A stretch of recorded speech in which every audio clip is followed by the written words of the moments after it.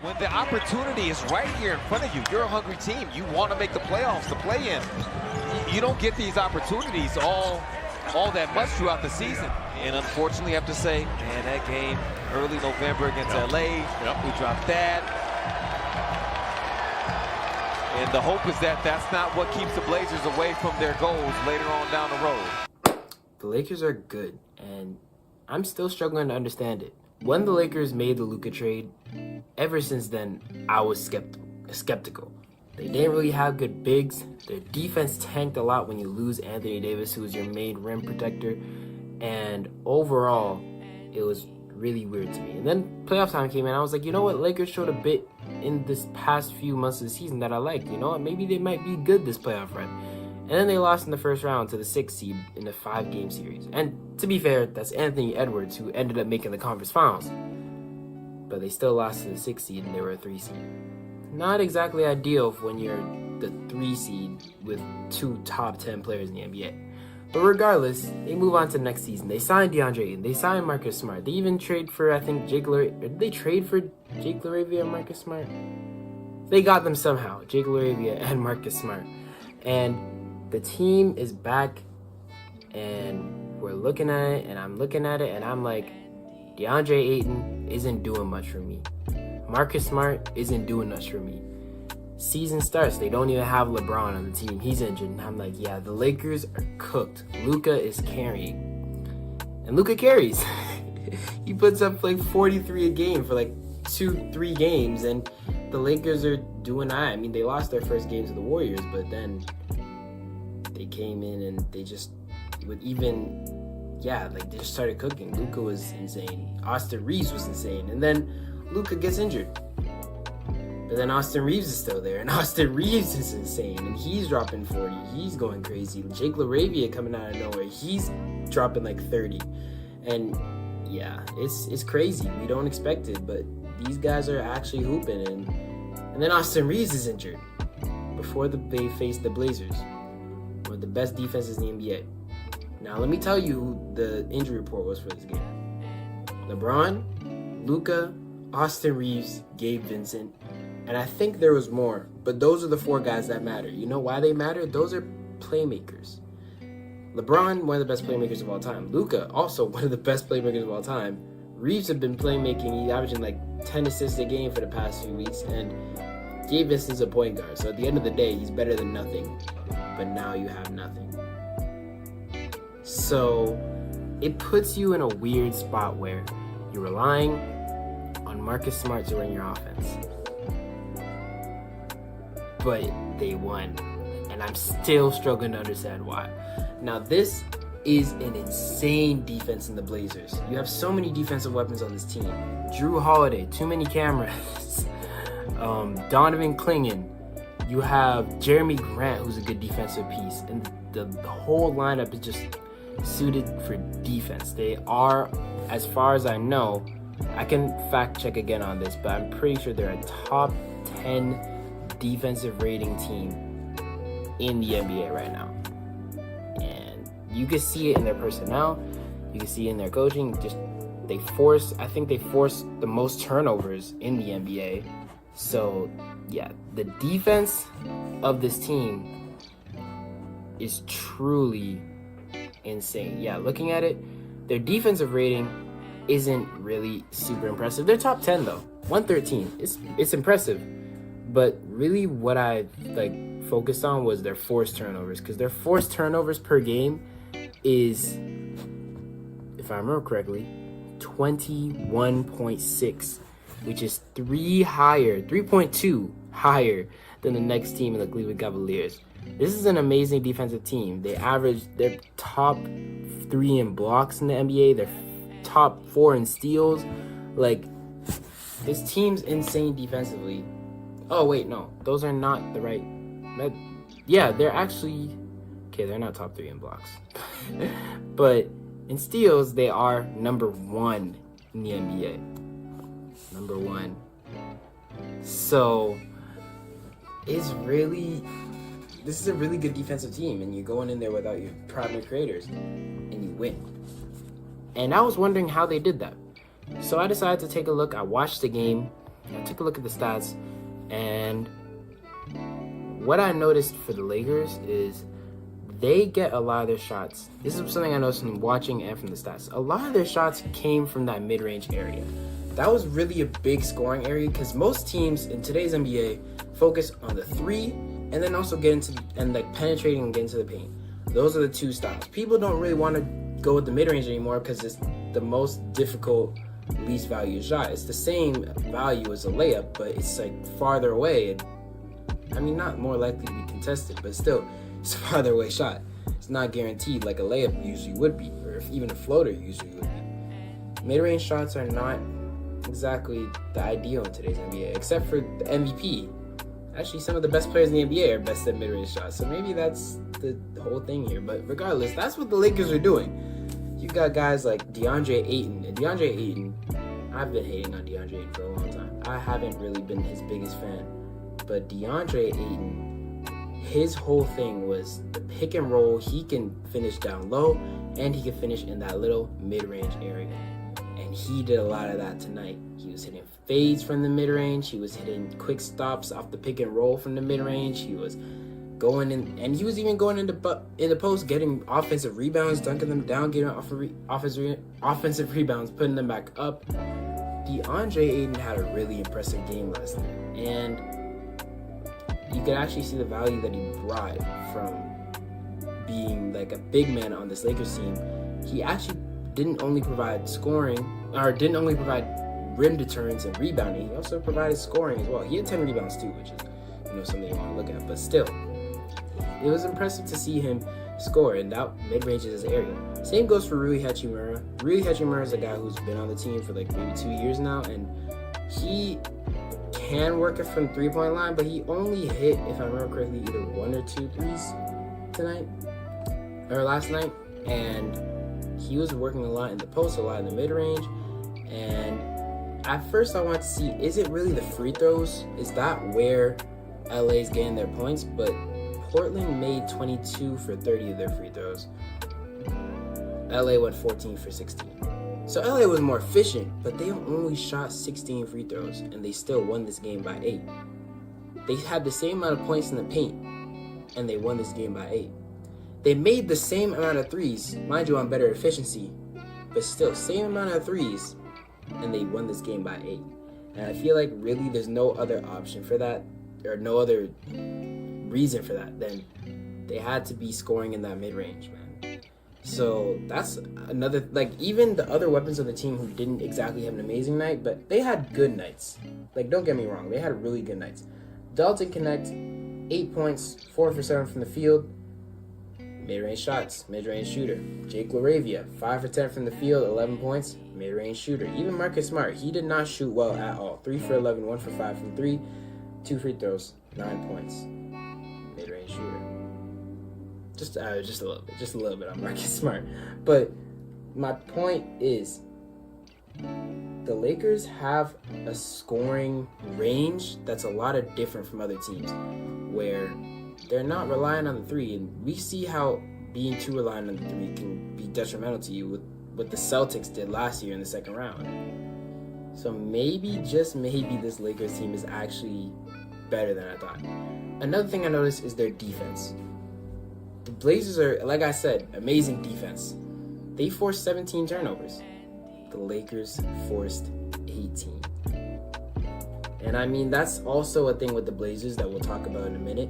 But the Lakers' defense was impressive. And I thought a reason for that might be the fact, because the Lakers' defense is already, at the very least, above average. They're 12th in defensive rating, if I remember correctly. I can pull it up because, like, I looked at these stats before I made this video. I actually did a bit of research, but yes, no.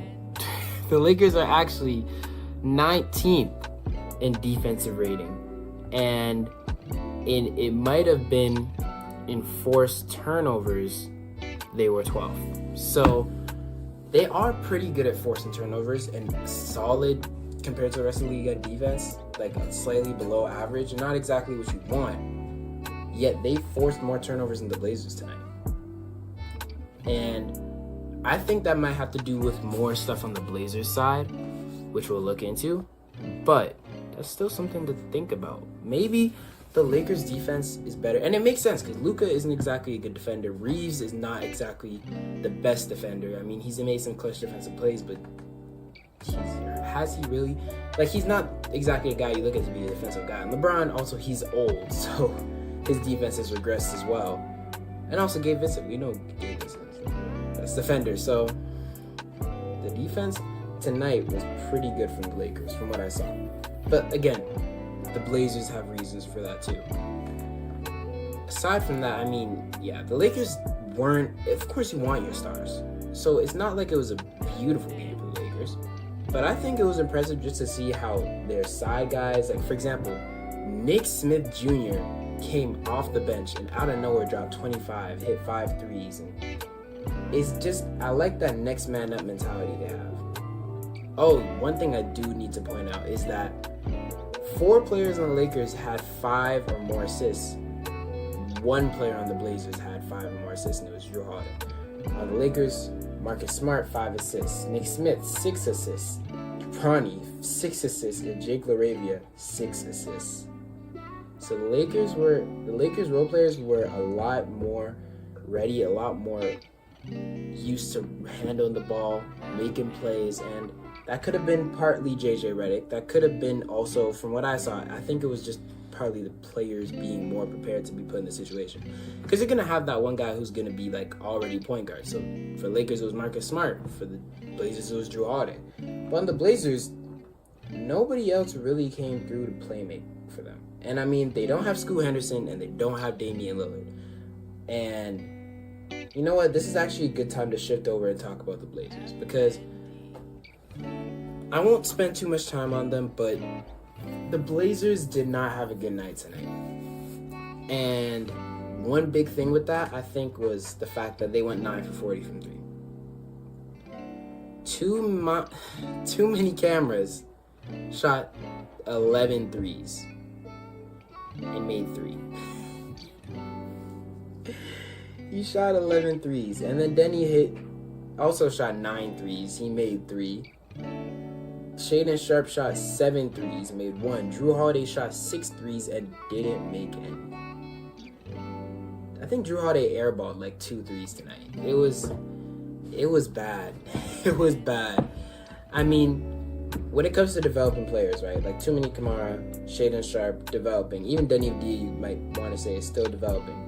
By the way, Denny Avdija had a great night. 33.6 rebounds. Not as many assists as you like. He actually had 5 turnovers, so maybe not a great night, but he scored points. That's what I was saying. When it comes to developing players, you're going to want them to try and grow their game by shooting threes. And we've seen this in Amen Thompson. We're seeing that right now. He was putting up more threes. You see guys like Wemby put up more threes in the past because he was trying to be that all-around guy where he could shoot the ball and he could do whatever. But when it really comes to winning basketball, it's about knowing when to take those shots. I guess I don't have an excuse for Jrue Holiday because 0 for 6 is atrocious. He's just old, maybe, I don't know. But, I mean, Jrue Holiday's had a good season so far, so I'm not going to put too much fault in myself. But I feel like another thing I looked at, the Blazers are top 5 in the league. Was it top 5? They are at the very least top 5 in the league in 3-point attempts. Sorry. Wait. Am I tweaking? Hold on. Sorry. Top 7 in the league in 3-point attempts.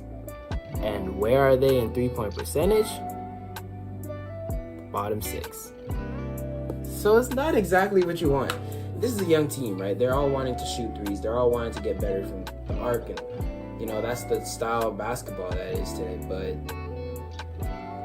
it's not working. So, like, these are weapons. The guys on this team, Shaedon Sharpe, Tumani Kamara, Donovan Clingan, Jeremy Grant, guys who can work in the mid-range, in the post, just like the Lakers were doing tonight. Denny Avdija, even, a guy who can work really well in the mid-range and the post. So, you don't really want to shoot 43s on a night like this, especially in a game where 3 of the other team's stars are gone. This is a game you really want to win as a young team trying to even get up there in the standings, because I know that here for development, but they also want to win games. They're Drew Holiday. They might as well take the chance while he's still okay. And they decided to shoot 43s. They also were 22 for 30 from the free throw line. I mentioned that before. They missed a lot of shots tonight, just in general. And I feel like that's a big reason for their loss. And I mean, it's not going to happen all the time, but they are bottom 6 in the league in three-point percentage. And in free throw percentage, they are, I actually didn't, no, they're pretty good. They're pretty good at hitting their free throws. But, yeah, my point is, this is not a good game for the Blazers. You don't want to see 43s. That's basically what I'm saying. You want to develop. You want to get the three-point shot up there, but, you know, this isn't ideal in the game that you really want to win. Because, yeah, they have an amazing defense. That's what I kept seeing throughout this entire game. Like, regardless of whatever was going on, the Blazers' defense was amazing. Their offense was what was holding them back.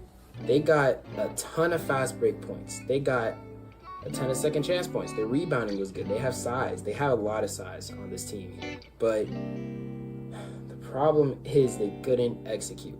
They did not make enough shots. And at the end of the day, that's what basketball is. You want to make more shots than the other team did. So, you know, it is what it is. The Blazers, still amazing defensively. And you can see how Drew is a great impact because when you don't have Scoot and Dame, you want a guy who can calm things down and play make a little, and he had 6 assists, which is great. Still a game you should have won. But I'm still excited for the Blazers because when Scoot comes back, things are looking pretty good for this team, man. That's all I'm going to say. But overall, I had a good time with this game. I just saw it and I was like, why did the Lakers win this game? Because they won with Jake LaRavia. Jake LaRavia wasn't even a big factor here. I mean, Jake LaRavia has been a big factor in these other games, but it was really DeAndre Ayton, Rui Hachimura, and who was it? Nick Smith Jr. Nick Smith Jr. I forgot who he was. Nick Smith Jr. I had high hopes in Nick Smith Jr. a few years ago when he got drafted, but he had a good game today. And of course, it's a Blazers team that's injured, but still not a game that you'd want to lose, you know?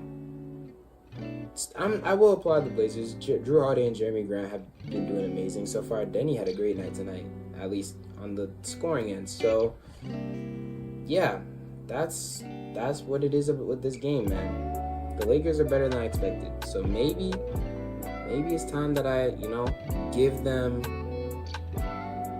them a little bit of hope. Give them a little bit of second chance. Because before the season, I didn't make any official predictions yet, but I was thinking the Lakers are not that good.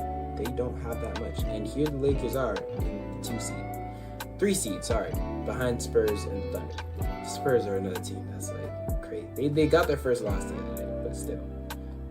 So, yeah, ultimately, that's all I have to say. In other news, Giannis is slowly creeping up to become the best player in the NBA. I mean, the season just started, but he's been amazing. The Jazz beat the Celtics. I'm sorry, I did not see this happen. Wow. That's another game that I would have wanted to watch. Jaylen Brown dropped 36, but Keontae had 31. I'm really interested in the Jazz this year. The Jazz have been, a really nice team. They're, at least for what they are. They're 3-4, but they're expected to be a team that's like the Nets right now. And they've got 3 good wins against the Clippers, the Celtics, and the Suns. So, not amazing team. No, 2 of those are, at least one of those is a really good team. So this is exactly what you want from the Jazz. Of course you want to tank too, so you can get a good first round pick, but the Jazz are always going to have their beginning of the year little thing. And yeah, Knicks beat the Wizards, Rockets beat the Mavericks. I saw that game. Yeah, not much else to talk about. The Grizzlies, there's trouble in Memphis. John Morant, we don't know what's going on with him. And then, of course, I saw the Kings versus Nuggets. The Kings just have an insane schedule for the next, 2 weeks, 3 weeks. I pray for them. Genuinely. I feel so bad. They're putting up points every game. Russ is actually having a really nice season. It's just not the best time for them. But, yeah, and then I also saw the Heat versus Clippers game. It was really back and forth all game, honestly. The Clippers put up a really good fight, but the Heat put up a better fight, and honestly, they deserve to win that. Bam had a great game. It was good to watch, man. It was really good to watch. James Harden and Kawhi cooked, but Kawhi missed that last shot. It was not a good shot anyways. It was a bad shot. PG.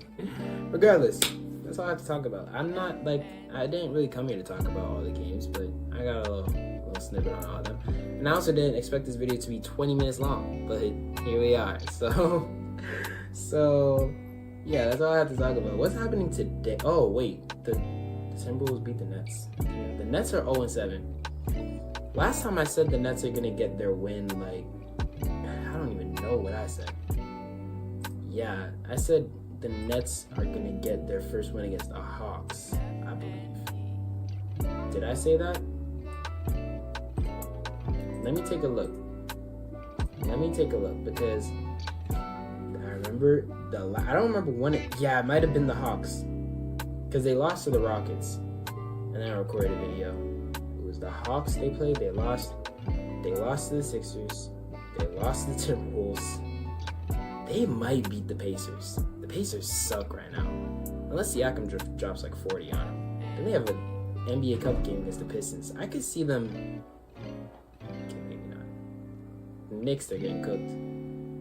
They might be the Raptors. Okay. My next pick for when the Nets win their first game. Honestly, I see the Pacers happening. That's also a Pacers home game, though. That's tough. I could see them beating... You know what? I'm just going to say they beat the Raptors, even though they're my favorite team. We'll see. But, yeah, that's all I have to say. I'm going to stop dragging this video on because it's already been a long time. Thank you for watching. Appreciate y'all so much. If you made it this far, you know what I'm saying? Might as well, like, subscribe because I'm going to try and talk about basketball as much as I can this season. Especially, like, yeah, I just want to talk about basketball. Have a nice day. I'll see y'all next time. Drink water. Eat food, you know what I'm saying? Stay healthy, stay safe, and I'll be back.